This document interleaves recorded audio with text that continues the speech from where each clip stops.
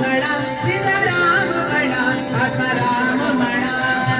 राम म्हणा गजराम म्हणा सीताराम म्हणा आत्माराम म्हणा हरे म्हणा तुम्ही गोविंद म्हणा तुम्ही गोपाल म्हणा हरे नारायण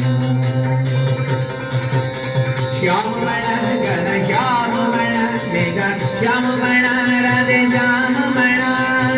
श्याम म्हणा घनश्याम म्हणा मेघ श्याम म्हणा राधे श्याम म्हणा